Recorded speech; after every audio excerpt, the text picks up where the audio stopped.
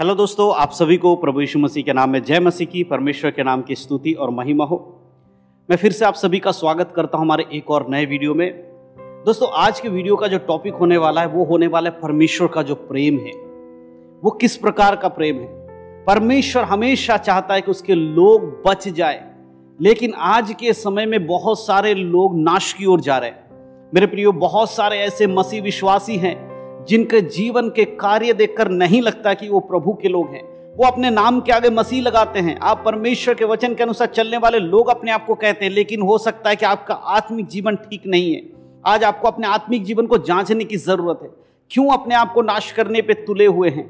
क्यों अपने आप को नरक की ओर लेकर जा रहे हैं? आज अगर आप इस वीडियो को देख रहे हैं तो पूरा वीडियो जरूर देखिएगा, क्योंकि मैं आज आपको ऐसी बातें बताने वाला हूं जिसे देखने के बाद आपका जीवन बदल जाएगा और आपके जीवन में मसीह यीशु का वचन कार्य करने लगेगा और आप एक आत्मिक जीवन जीने में और आगे बढ़ेंगे। संसारिक बातों से आपका मन हटने लगेगा और आप संसारिक बातों को छोड़कर प्रभु में आनंदित और मगन होना शुरू हो जाएंगे।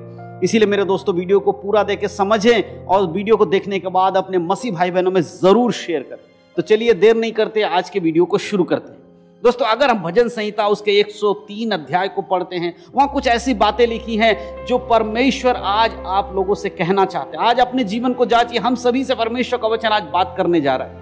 मेरे प्रियो, संसारिक बातों में मन मत लगाइए, क्योंकि हो सकता है कि यीशु मसीह जब आएंगे, अगर उस समय आपके जीवन में परमेश्वर का वचन नहीं हुआ तो आप स्वर्ग नहीं जाएंगे। इसीलिए बड़े ध्यान से आज के वचन को सुनिए। भजन संहिता 103 उसका पहले आयत में लिखा है, हे मेरे मन यहोवा को धन्य कहे और जो कुछ मुझ में है वह उसके पवित्र नाम को धन्य कहे। यह भजन दाऊद राजा के द्वारा लिखा गया है।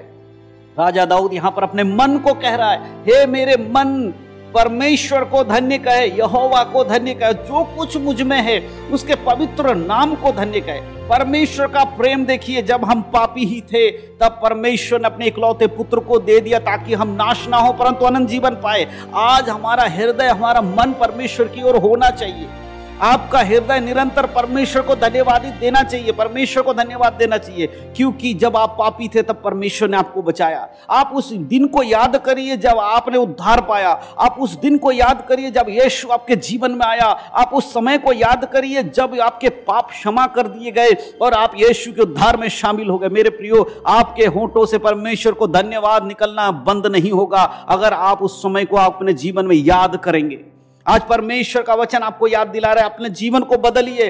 धीरे धीरे आप प्रभु में जब आए थे, जब आपने यीशु को ग्रहण किया था, तब आपकी आत्मिकता बहुत ज्यादा थी। आप बहुत अच्छे से प्रभु में बढ़ रहे थे, लेकिन समय के साथ साथ धीरे धीरे समय बीतता गया, आपकी आत्मिकता कमजोर होती चली गई। आज आपके जीवन में उतना शक्तिशाली प्रार्थना, उतने शक्तिशाली वचन का प्रभाव नहीं देखा जा रहा है जैसा आपके अंदर होना चाहिए। इसीलिए पौलुस कहता है, वचन के समय के अनुसार तो तुम्हें गुरु हो जाना चाहिए था, लेकिन आज भी तुम दूध पीने वाले बालक के समान हो। मेरे प्रियो, अपने जीवन को जांचिए, अपने मन को कठोर मत करिए। परमेश्वर के वचन के अनुसार निरंतर उसका धन्यवाद करिए, क्योंकि हम जब तक परमेश्वर का धन्यवाद देते रहते हैं हमारी आत्मिक उन्नति होती रहती है।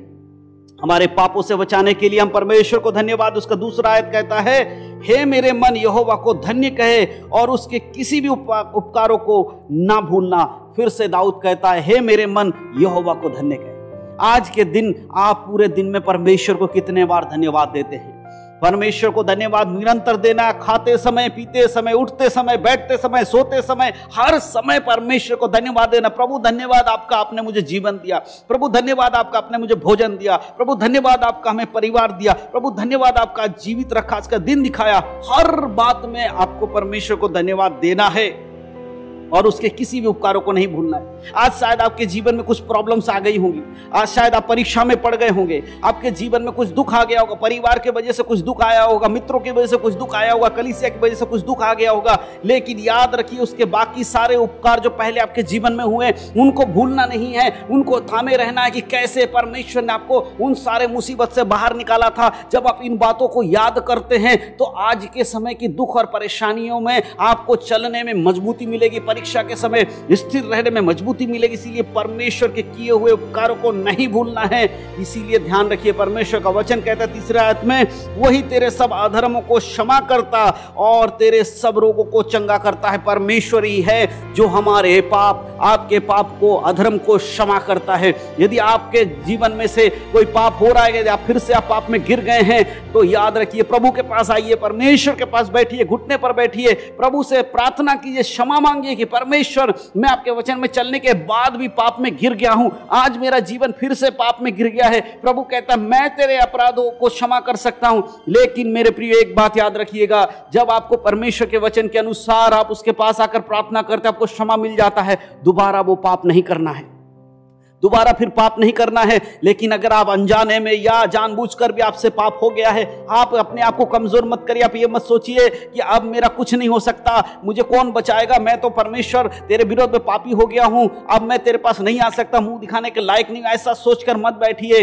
ओ शैतान आपको इसी कमजोरी में डालता है और आपके मन में यही डालेगा कि अब तुझे कौन बचाएगा, तू तो पाप कर चुका है। मेरे प्रियो, आप लौटकर प्रभु के पास आइए, प्रभु से कहिए, परमेश्वर मेरे द्वारा फिर से पाप हो गया, प्रभु मैं कमजोर मनुष्य, मैं मिट्टी मात्र हूं, प्रभु मैं आपसे क्षमा मांगता हूं, मुझे क्षमा कर दीजिए, मुझे बल दीजिए, सामर्थ्य दीजिए, ताकि मैं पाप करने से अपने आप को बचा सकूं। मेरे प्रियो, जब आप अपने आप को परमेश्वर के हाथों में सौंपेंगे, आप देखेंगे कि परमेश्वर आपको नया बल दे रहा है, आप देखेंगे नया बल दे रहा है और आप फिर से परमेश्वर में मजबूत हो जाएंगे। मैं समझ सकता हूं, आज अगर आप में से कोई इस समय जो वीडियो देख रहा है, अगर किसी के जीवन में इस प्रकार की परिस्थिति है कि आप एक पाप का जीवन जी रहे हैं और आपके मन में एक दुख है कि मैंने पाप कर दिया, मैं क्या करूं, मैं एक विश्वासी होकर मेरे जीवन से पाप हो गया है, मैं कैसे परमेश्वर के सामने जाकर अपने पापों को अंगीकार करूं, मैं कैसे बार बार पाप में गिर जाता हूं, प्रभु क्यों मुझे क्षमा करेंगे, प्रभु क्या मुझे क्षमा करेंगे कि नहीं करेंगे, ऐसे सवाल अगर आपके मन में आते हैं, तो परमेश्वर का वचन आज आपको दे रहा हूं। परमेश्वर आपसे कह रहा है, लौट कर मेरे पास आकर बोल, मैं तुझे क्षमा करूंगा, लेकिन दोबारा पाप मत करना।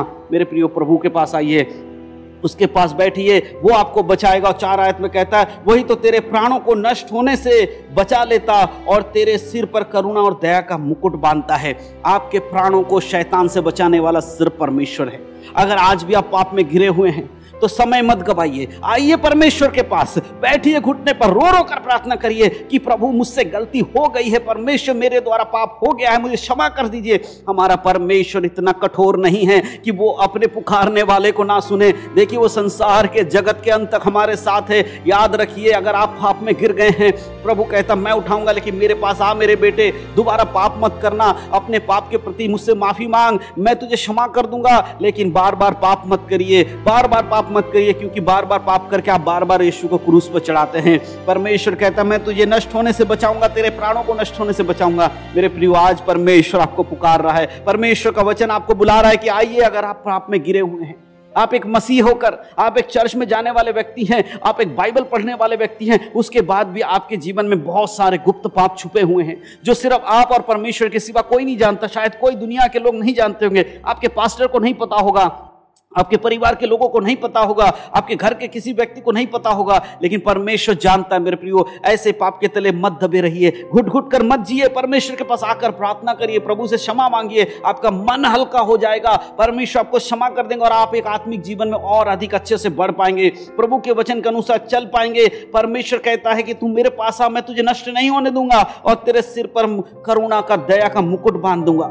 परमेश्वर आपके सिर पर करुणा का मुकुट बांधेगा। शैतान आपके मुकुट को चुराने के लिए आपको गिरा रहा है और आप उसके बहकावे में आके अपने जीवन को नाश की ओर ले जा रहे हैं। आज का वचन उस व्यक्ति के लिए है जो आज भी पाप में गिरा हो। प्रभु आपको बुला रहा है, प्रभु कहता लौट कर मेरे पास आ, मैं तुझे क्षमा करूंगा, लेकिन दोबारा पाप नहीं करना। मेरे प्रियो, मैं बार बार इस बात को आपको समझा रहा हूं कि बार बार पाप करके बार बार क्षमा नहीं मांगना है। यदि गलती से आपसे पाप हो गया है, यदि अनजाने में आपसे पाप हो गया है, यदि जानबूझकर भी आपसे पाप हो गया है, आप प्रभु के पास आइए, क्षमा मांगिए, लेकिन उसके बाद आप उस पाप को फिर कभी मत करिएगा। क्योंकि बार बार अगर आप पाप करते रहेंगे, बार बार अगर आप क्षमा परमेश्वर से मांगते रहेंगे, ऐसा ना हो कि आपने पाप किया और अचानक यीशु मसीह का आगमन हो जाए, तब आप क्या करेंगे। इसीलिए अपने पापों को मान लीजिए, यीशु के पास, परमेश्वर के पास आइए, क्षमा मांगिए, प्रभु आज क्षमा करेगा और कभी फिर पाप में मत जाइएगा। प्रभु के संग चलिए, उसके वचन के अनुसार चलिए, यीशु बहुत जल्दी आने वाले हैं।